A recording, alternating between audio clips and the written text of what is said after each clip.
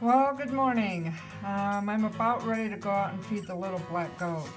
I wanted to show you how much better she is on the bottle now. But the snow came, we've got a heavy frost. I'll be walking the baby bottle out here in a second. But I just wanted to show you, in our town we have Tractor Supply and Big R. And I originally started her in colostrum, but now we're using this Dumar Goat Kid milk replacer. And then I made a little schedule of, she was born on Saturday, January 6th, how many times a day and how many ounces she should be getting this milk. And then starting February 25th, I can start weaning her off. But let's see, week 3, which was being 2 Saturdays, I can start seeing if she'll eat hay, and then week 4 I can give her a little bit of grain, according to a good website I found. So you can't microwave the milk, so I've been microwaving water and then measuring how much milk she gets, and then I stir it to kind of warm it up with the hot water in that pan. And this was the only bottle that they had at Tractor Supply, and it's really for a baby cow, a calf. And at the most, I'll only ever use 16 ounces. So I'm hoping to buy another actual goat bottle on the internet. I found a nice website. It's a Pritchard brand. And then I put the nipple in there to kind of warm it up so that it's warm for her. But I will be going out in here now in a second.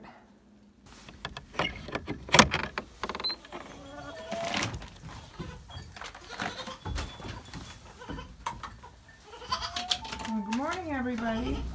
Good morning. I'll turn the light on in here.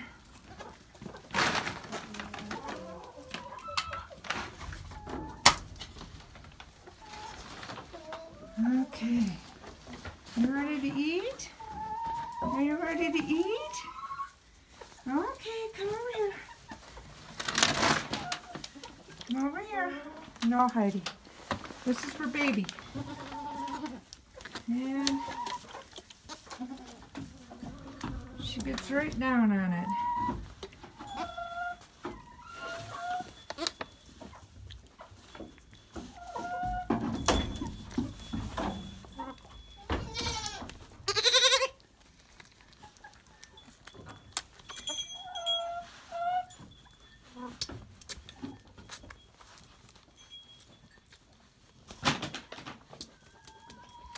This week, which is week 1, they recommend going from 3 to 5 ounces in the first week. But last night, she sucked her 5 ounces down really quick and would have probably had more. So this morning, I'm giving her 6 ounces, even though the recommended on the chart was 3 to 5 ounces the first week. Yeah, honey. Sometimes she's just so excited when you hold her. Her little heart's pumping and she's just moving around. And this is more the natural way for her to be eating from the ground and reaching up with her head to drink.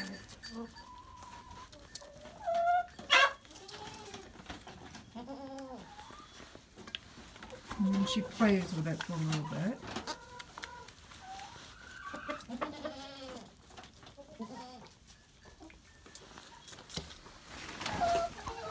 Okay, here we go. Come here.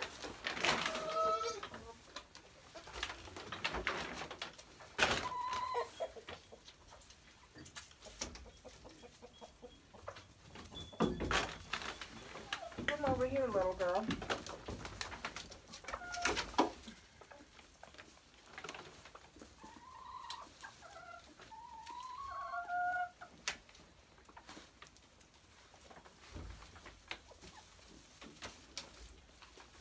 And I try to touch her when I'm feeding her, so she's not afraid of me.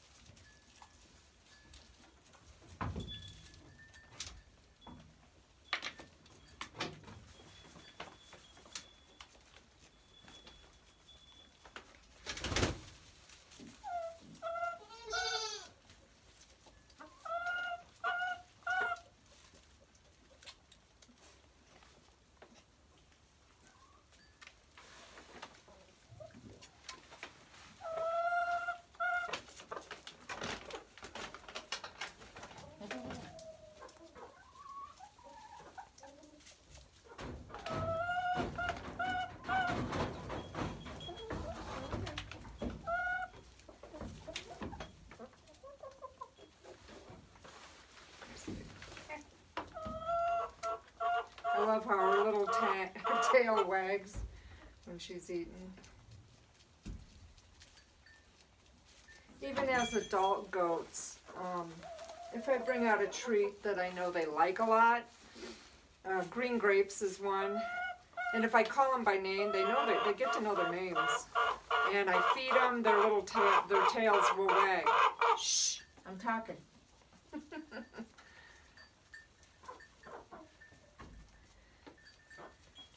I'll give you food in just a second, baby. Yeah. This is one of my barred rock chickens that we raised from babies. Just 2 of them.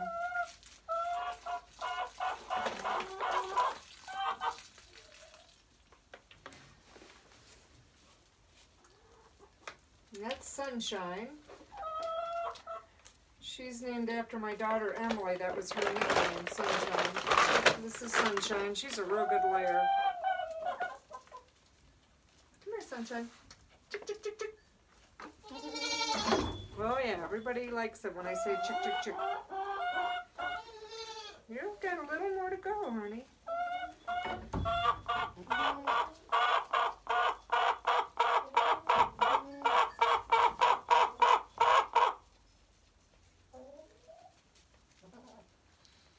And right now I'm supposed to be feeding her 4 times a day.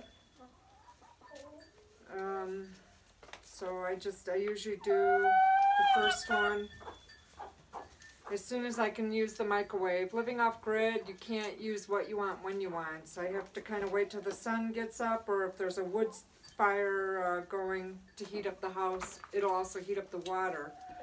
And I can heat up water on the wood stove and then pour it in that pan to warm her formula up. But something I'm going to show here in a little bit is that the mother really has pushed her away, nudged her away since even the day she was born. As soon as she was born, she was wandering off, and the tan one stayed right close to the mom. Now the mom does have mastitis on one side of her udder, and that might be why she was pushing her away, but even when I tried to put the black baby on the other side, she just would nudge her away, push her away, walk away.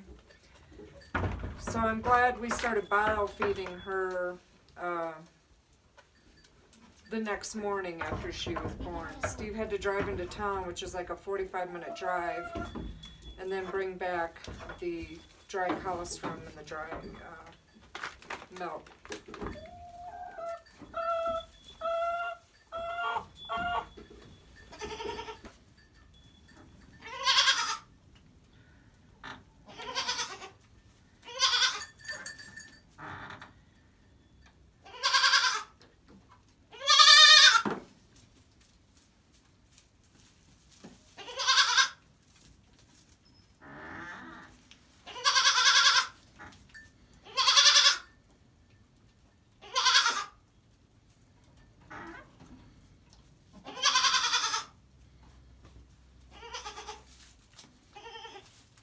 Come here, baby.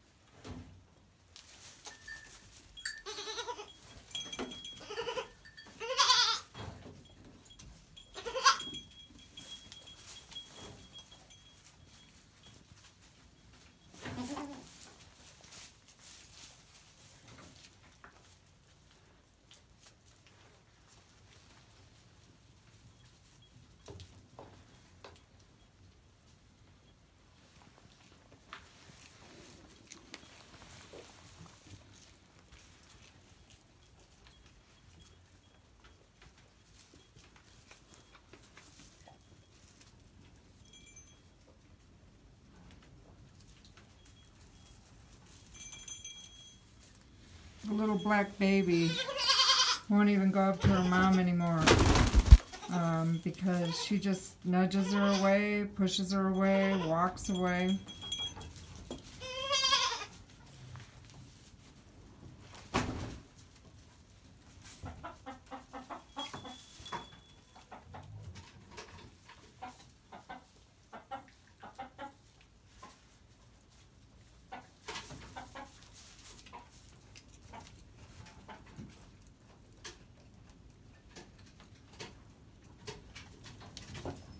Yep.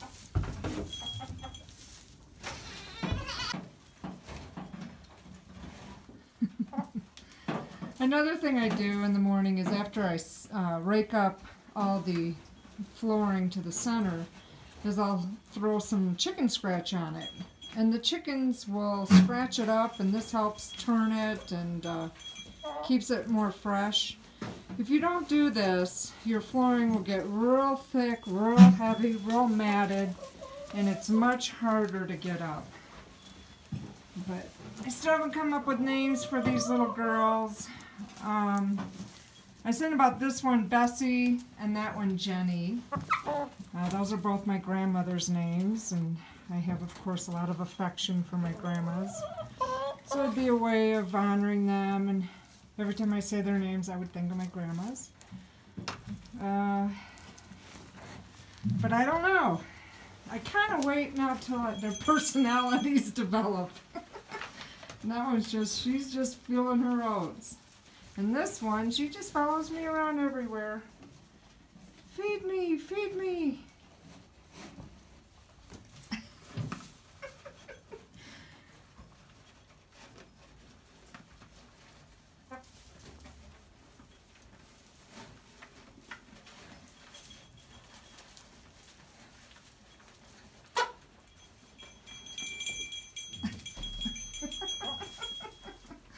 She's just having too much fun. And that Mama's eating away. And then last night it did snow, so the doorway, I put temporary boards up in the winter just to cut down on the wind and the cold coming in. And then I closed that door up at night if it is going to snow like it did last night. So I just opened it up so the chickens and the goats can go outside if they want. That's Maisie. Her dad was a Nigerian dwarf, and I'm probably going to sell her when she gets to be a year old, because when they're a year old they can be mated. So here's Heidi, she's on that other side of the barrel, but let's get back to the cute little babies. What are you doing? Are you cold? Huh? Are you cold? And you're just Miss Happy. Those things on her neck, those are called wattles. Her dad had those as well. She's just having fun. What are you doing?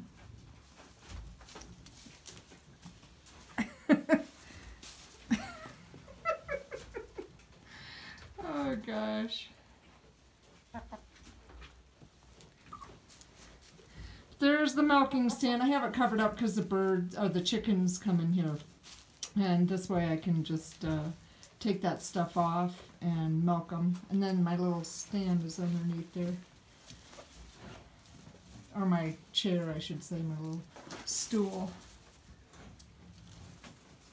She's just having a blast this morning. When I pick her up, she actually feels a little heavier than the black one. I was concerned because she, at the first few days, she looked really thin and she kept sleeping a lot. Which babies do, or kids in this case. But now when I'm picking her up, she feels nice and heavy, so heavier than the little black one, which Steve calls her Pudge. Come here, little Pudge. Oh, there's Zelda. Hi, Zelda.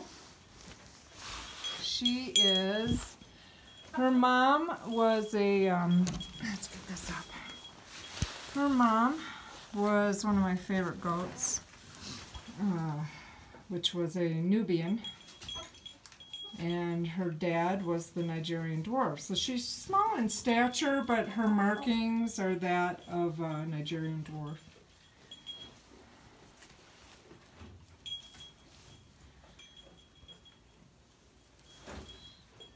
So I'm excited about growing our little herd this year.